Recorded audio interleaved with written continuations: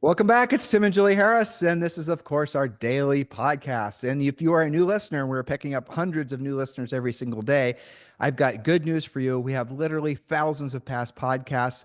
We've been doing this show since, arguably in a formalized way, since 2013, 2014. We've done it every single day for that many years. But prior to that, we were actually doing podcasts as well, but we were doing them in a less formal way. So we have at least, and this is insane to say, but it is true, 7,000 past podcasts. Yeah. So if you want to listen to more podcasts, remember they're waiting for you over on iTunes, Stitcher, Spotify, or over on our made website. Now, speaking of which, a lot of you are wanting our notes from the podcast because we put a lot of work into these notes, Julie in particular.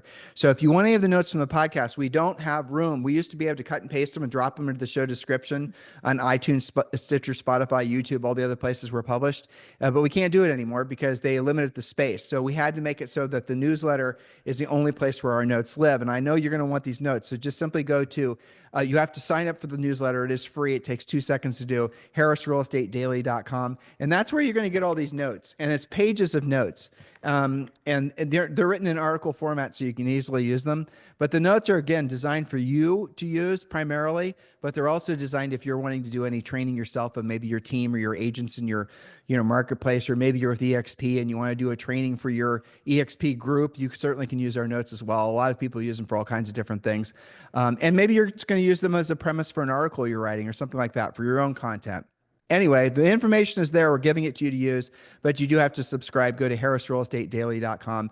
That is one of the many ways that we do spend a lot of time and effort thinking of ways to make your lives better, and not just by motivating you and telling you can walk on coals, but we want to actually give you the information that you need to be the highest and truest version of yourself as a real estate practitioner, the best version of yourself as a real estate agent. And again, our notes are a great place to start. So just go to harrisrealestatedaily.com.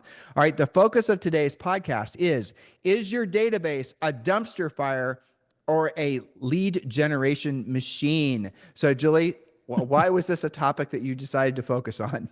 Well, I know talking about your database doesn't sound like the most exciting thing in the world, but it is a very important thing that a lot of your business will come from when you handle it correctly. And, this is also a result. Remember, we've done lots of surveys and work and panels and things with different agents. And I will never forget, you asked a panel of very experienced agents and brokers if they were in front of, hundreds of people, and you asked them the question, if you could change one thing looking back on your career, what would it be? And I think agents that were listening had a lot of, things they thought they were going to say, but to a person, they all said, I would have done a better job earlier on nurturing my database. Why? Because they all said this. One of them said he would have saved, or not spent, however you want to look at it, hundreds of thousands of marketing dollars and things that he was trying and speculating on to create new business all the time, versus nurturing his existing business and friends and past clients, otherwise known as your database. That's why. Well, and again, a lot of people, especially your driver type personalities, they don't want to have to call their centers of influence and past clients because they want to avoid having to have amiable conversations with them. Chit chat, small talk, all that kind of stuff that drives drivers crazy. And that person I was referring to is absolutely a driver. So they're probably more guilty of that. But in retrospect, though, I think he was being very introspective, and I believe that he would have preferred to do it the other way and nurtured his existing clients, because this particular person had, I don't know, what did he say? He had like over 5,000 past clients or something crazy. He did. And again, I think we need to add a caveat to this. Mm-hmm. We always lean into that NAR statistic because it's so interesting. After 5 years, 61% of the average agent's business comes from centers of influence and past clients. The thing that agents get confused of when they think of that statistic, and then you'll hear on average, depending on your market, 10% of the agents or 10% of the people in your database will That's the next part of our notes. Yeah, exactly. We'll do a real estate transaction with you per year. But here's the thing I want you to keep in mind, and I don't want to step on any of Julie's points as I'm looking at them. But the moral of the story is that statistic is being used to sell agents into things that frankly aren't very effective, because it's essentially bastardizing the facts. So the fact is, after 5 years, 61% of all your business will come from centers of influence and past clients. And the other fact is, let's just say it's a fact that on average, 10% of the people in your database will do business with you. So a lot of agents then do is they think their mission in life is to create a ton of leads and put them in a long-term CRM and To drip work on the them. percentages, right? Exactly, because they're just trying to make that 10% work for them. And they say, well, the more people I have in my database, then 10% of that big number is going to be the transactions I'll have an opportunity to do every year. And then when it doesn't happen, they're saying, well, what the hell's going on? And well, then you call up the marketing company that sold that to you in the first place. And they're going to say, well, you need to do more mailings. You need to do more videos. And that's the point of it is. And I'm just kind of foreshadowing and pointing out some of the fallacies in the way that things are being presented to you guys. And Julie and I are going to cut through all of that so you can make clear decisions that are going to result in you closing literally hundreds, if not thousands of transactions. So Julie, without any further delay.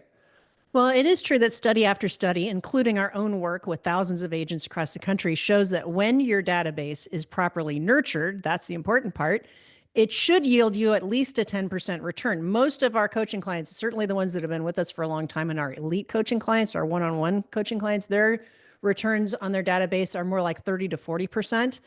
But it's not an estimate. That's a reality. It's backed by numbers from not just us, but Housing Wire did a survey on this. Real Trends has come up with the same thing as well. So on to, the 10% rule, right? So if you have 200 people in your database, not 2 billion because you think you're going to work that 1% will luck out and work with you. If you have just 200 people that hear from you all the time, that's 20 deals a year. Multiplied by an average commission of 10,000, you're looking at least a $200,000 income stream, more for some of you with higher average sale prices. Again, I want to level off there, Julie, because that's where people get confused. So just because you have 200 people in your database, if they're not true centers of influence and past clients, if they're just people you created from a drip campaign or not a drip campaign, but it doesn't even matter where. Random they're not true. people. Right. Marketing, advertising, branding, those types of things. Somebody filled out a form and they're in your newsletter. That's not what we're talking about. So when you put someone in your centers of influence and past client list, you put them in your database, let's just say, you got to really differentiate between who should be there and who shouldn't be in there. And by being in there, it's the person that's like you kept a list from people you met at an open house and you're dropping them in your centers of influence and past client list. Well, you can, but that's not going to be what we're talking about. The people that actually you have a relationship with, that you call on a regular basis, those are the ones that, if you're really being honest with yourself, you might have 200 people in your database. And yeah, you're right, 10% or 20 of those people are going to do a real estate transaction this year. But because they don't feel connected to you, because you've not you haven't built that relationship with them following our system, they're not going to do business with you. That's the reason that ultimately those percentages don't work out. And by forming a relationship, I'm not talking about more drip campaigns. I'm not talking about more social media. I'm not talking about stuff like that. That's not forming a relationship. That's just, spewing marketing and advertising and branding on them. I'm talking about calling them and having meaningful conversations. So Julie, let's move on. So here's the quick quiz. We're going to move fairly quickly here. What kind of database are you running? Excuse me. So is it a lead generation machine or is it a dumpster fire? Number one, do you even have a database? We still hear this too often. Don't overthink it. Don't spend 6 months researching CRMs or blow your budget on something that you will never use. There are CRMs that it takes 10 pages in for you to do anything, which means you never do anything. So your database is only powerful if it exists, and it's only valuable if you know how to use it. So I would say go more simple and basic, but know how to use it. Go ahead. All right. Well, by knowing how to use it, I'll give you guys the punchline to all of this. You've got to call them. That's it. Well, that is point number 2.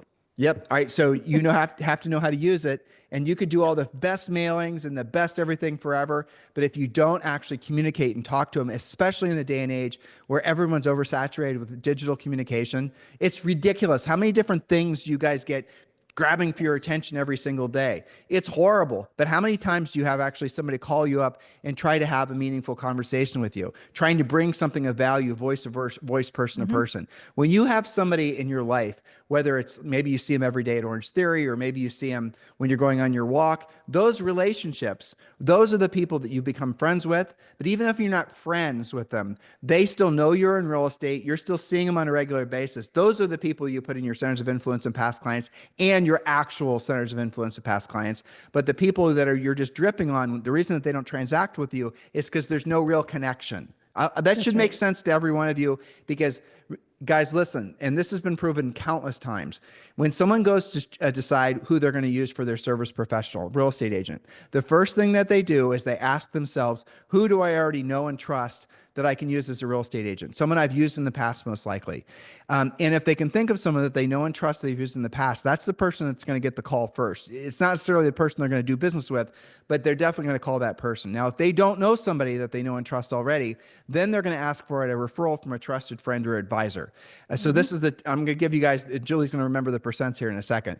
And then it's been, different studies have shown this, that less than 10%, I've also come across, I think it was a Harvard business something or another, that said it was like 4% of folks choose who they're going to work with based on marketing, advertising, and branding. That's right. So I want you to think about what I just said.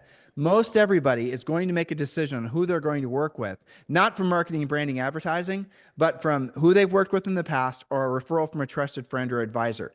So if you're spending all your money, energy, emotional, everything, hopes and prayers and dreams on marketing and advertising, and it's not working, it's because it doesn't really work like you've been sold into believing it works. Because even if you come across somebody that's doing a lot of marketing and advertising, and you ask them where their last 10 transactions come from, assuming they had 10 transactions, every single one of them are going to have come from centers of influence and past clients. First-time buyers that you pick up here and there are, the outliers, but virtually all transactional business, transactional is, in other words, a closing comes from one of those first two categories, not marketing and advertising. So how do you translate all this? Your job is to accept that and then become the person that they feel that is their centers of in their center of influence. Who do I know that I can hire to, fix my roof, or I can hire to fix my dog or fix my car? Who do I already know that I know, love, and trust? And if there's nobody there, then who can I go to ask for advice? You want to be in those two categories. And nowadays, unlike realistically, maybe even 10 years ago, doing stuff digitally has become so ineffective versus how it was 10 or 15 years ago. 10 or 15 years ago, it wasn't oversaturated. By oversaturated, I mean, there was so much marketing and branding, so many messages that are being sent to all of us for every damn thing that you don't pay attention to any of it. But you do pay attention to the person. Remember, who do I already know, love, and trust? And if I don't have someone that I know, love, and trust to fix my roof, then I'm going to go ask my neighbor who maybe has a referral for me. And that's how you're going to make your decision. That is a major way that once you shift in your thinking about that, will cause you to have different types of relationships with people. Number one, it'll make it so that you're more intentional about being of service to other people. That's the little spiritual shift that actually changes. And number two, we're giving you permission to stop wasting so much money on marketing, branding, and advertising, which is essentially mostly a fruitless effort Speculation. in the first place. It is a speculation. So just keep that in mind as Julie moves on to point number three. Okay. Number one, do you have a database? Number two, do you know how to use it? Take the tutorial if you don't. Number three, do you update your database weekly? That ties into knowing how to use it, right? Your database should be a living, breathing business tool. As Tim said, fewer people, but people who actually know who you are. So how do you do that weekly? Add new contacts from open houses that you've spoken with, not just somebody who signs in, somebody you've had a conversation with. Maybe you decide not to put them in because you find out they're never going to actually do anything. Jules? Yes. So after you met someone at the open house and you had a conversation with them, if you just drop them into your CRM, which is what most of you do, and you never have another follow-up conversation, you're completely wasting your time. Your job is to call them after you've met them at the open house and thank them for coming, and then follow our scripts and our system, see how motivated they are, and then decide which path to go. You might discover that they're never going to transact and they're looking to whatever, just hanging out. Or you might find that they're a neighbor who's looking to sell their house, but you have to call every single one of them just by putting them in a CRM and dripping on them. That is 100% going to be the last thing you should do. When you come in contact with someone, get their phone number and always call them and take the conversation to the next level. Why? Because nobody else does that. And because we're all hardwired to be more connected to people that we obviously are speaking to, or even better, meeting face to face. Yes, that's right. So fewer people, but quality leads that you've actually spoken with. You can enter key details. Remember, point number three is updating your database. Enter those key details: birthdays, kids' names, pet names, anniversaries, how you know them, what your last conversation was about, how are you connected.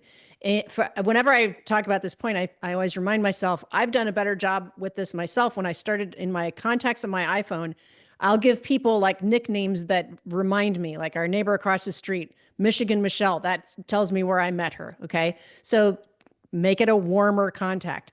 Number 4, easy peasy. Do you regularly update your passwords? A secure database is protecting your business. You wouldn't leave your checkbook at an open house, so don't leave your digital Rolodex exposed either. That's Well, easy. let's talk about that for a second. So, a lot of you are with these big brand brokerages that are trying to get you guys to use their proprietary CRM.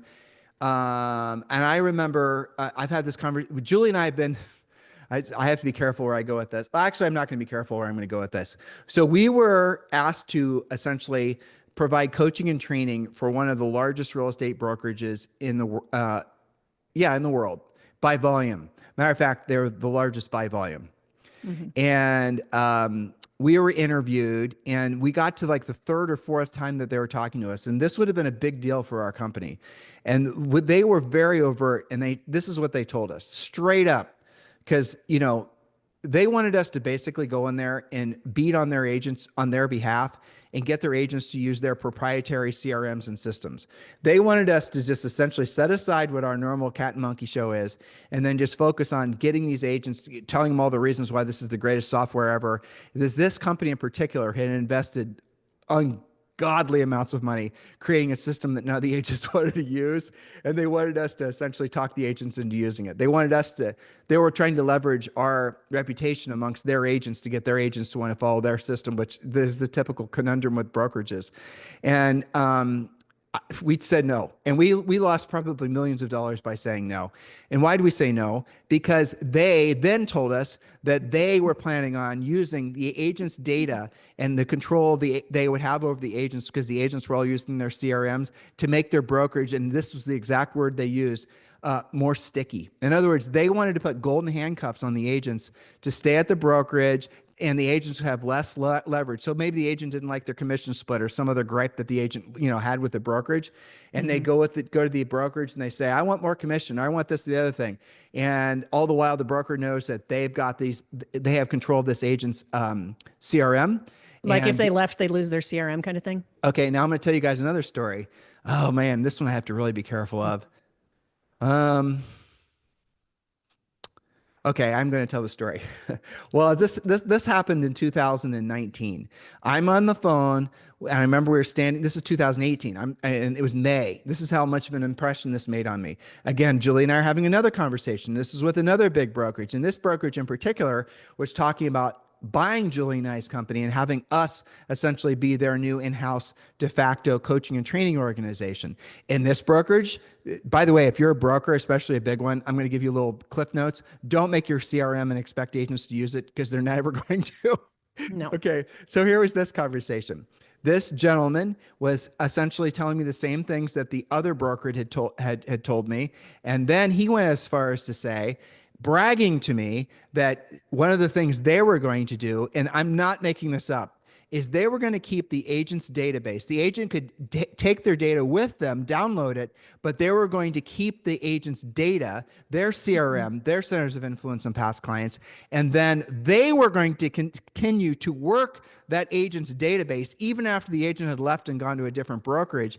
And then when those leads or those folks that were in this left's database would raise their hand saying, "I want to buy or sell," this brokerage's big master plan was then to refer those leads to other agents in the brokerage and charge them 35%. You guys understand what I just said? So this brokerage was planning on hoping that we were going to help them get tens of thousands of agents to start using their proprietary CRM, so that they could essentially take that agent's data, hold leverage over that agent into the future, but also then if that agent ever left, take their data and sell the leads that would have gone to the agent to another agent. Because he was telling me how their CRM is going to follow the leads behavior. Are they opening the emails? Are they watching the videos? Oh, their heat maps are telling them that this agent's stalking them. This buyer or seller is obviously more motivated, things like that.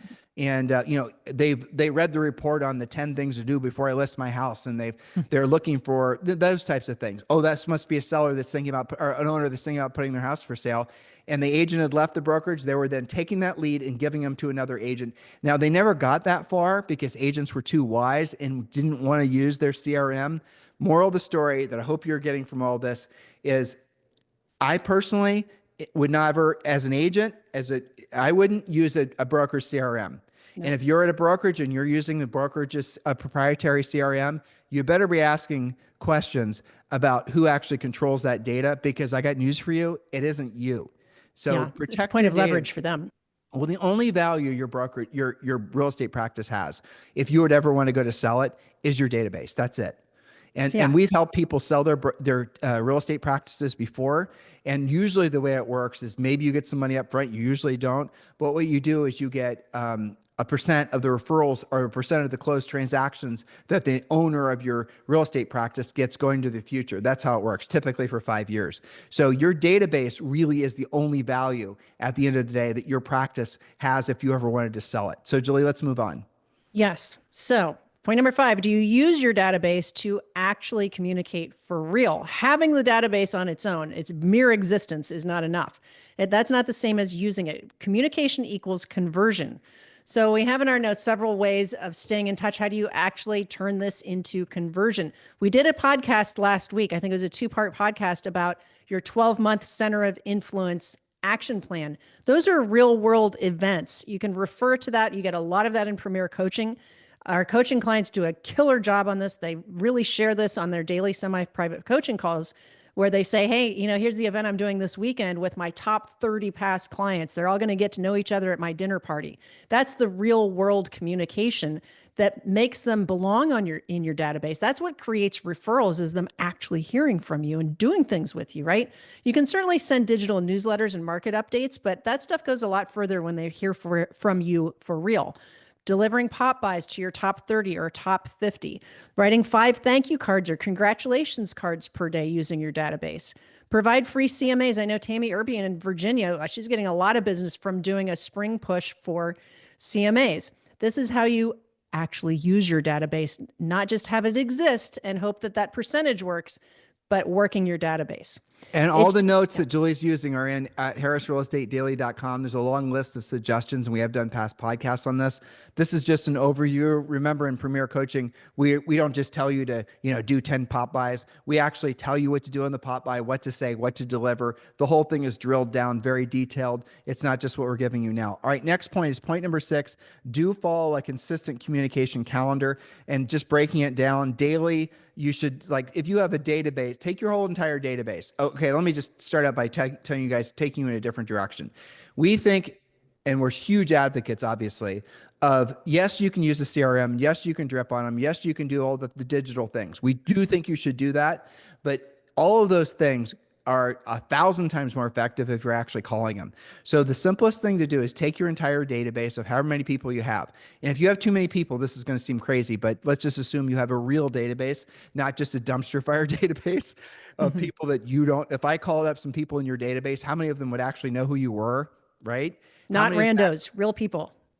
Right.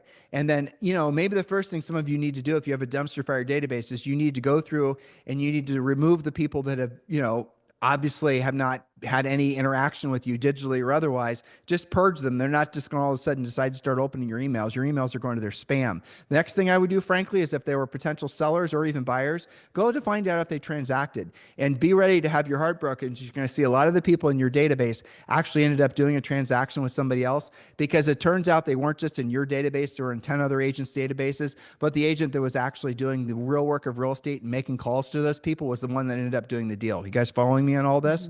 So clean your list, scrub it down, get it to a manageable number. And when you have that manageable number, divide it by the number of work weeks, 4 work weeks in every month, divide the number of work days. Let's just call it 5 days, could be 6 days of every week. And then divide your list by 24 people or 24 days. And that's the number of people you should be making contact with every single day. The moral of the story is make the calls and follow the rest of the plan. I know it's easier just to kind of fool yourself in thinking that the digital stuff is going to win the war. It doesn't. Not nowadays. I'm going to say it because it's true. Maybe 10, 15 years ago, the digital stuff was actually, I won't say very effective, but a lot more effective than it is now. Nowadays, people just tune it out. People's preferences, what it takes to really have a meaningful impact on folks, is a personal contact. It's not the digital stuff. The memes and all the other digital things, do that to reinforce the personal contact. Please remember I told you that. Otherwise, in the future, you're going to wish you would have actually listened and taken action on that. Julie, let's go to the next point. That was the last point, number Oh, 6. that was the last point. Okay, yeah, there it is. Well, I mean, we're talking about it having real communication. So it should be a combination of certainly, I mean, if you're going to do one thing, it should be pick up the phone and talk to them. If you talk to 5 a day, just on work days, and your database isn't ginormous, you're going to get through your entire database. Think about what would your business look like? What would your lead flow and your transaction flow, your closings look like if you were to just do that one point? Talk to 5 people a day from your database of no more than 200 to 300 people, but you do it every day like you take your vitamins or brush your teeth. What would your business look like when you are speaking with 100% of your database every 90 days? Some of you can do it every 30 days because your lists aren't huge. What would your business look like? It would be amazing. It would be well more than that 10% return that people have studied is what should be happening.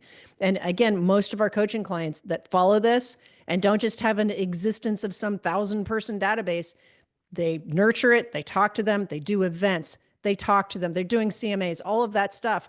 They're doing a lot more than 10%. And the thing is, why is it that the top producers, that the grizzled veterans say they would have done a better job at this? Because they look back and they see how many thousands of dollars in speculative hours they sat around waiting to create new business. That doesn't have to be you. That's right. So there it is. That's an overview. Make sure you guys are joining Premier Coaching and do join our mastermind. Julie and I are getting ready to do a mastermind. I think we're doing one I think we're actually doing one today, Julie. I have to check my calendar. But the whole focus of this mastermind is we did a survey of all of our top clients, and we asked them, what are the 3 biggest challenges that you're having in your real estate business right now? And what we did is we created a plan to overcome each of those 3 challenges, and that's what we're presenting to you in this mastermind. The mastermind really is also a great way for you guys to connect with other agents that are also Tim and Julie podcast listeners, coaching clients, folks from around mostly the United States, but we had some people from Italy, the last one we did, and things like that. So make sure you join, and you can sign up for the mastermind. There's a link below in the show description, or you can just go to joinpremiercoaching.com, joinpremiercoaching.com. But again, there's a link below. Sign yourself up for the next mastermind, and chances are we're doing one, probably within an hour or two, because we're going to try to we're doing one of these, I think, every other day for the next 3 days. There's our spring break. But look, we made a commitment to helping you guys make this your best year ever in real estate. So you make a commitment to yourself, making the decision and the commitment to make this the best year in your ever for yourself in real estate. And we're going to reinforce you and support you and get you into action as often as we can. In the meantime, thank you for keeping this the #1 listened to daily podcast for real estate agents in at least the United States. And remember, we have thousands of past podcasts. You can go back and listen at any time. And remember to subscribe to the newsletter, harrisrealestatedaily.com. Have a fantastic day, and we'll talk with you on the show tomorrow.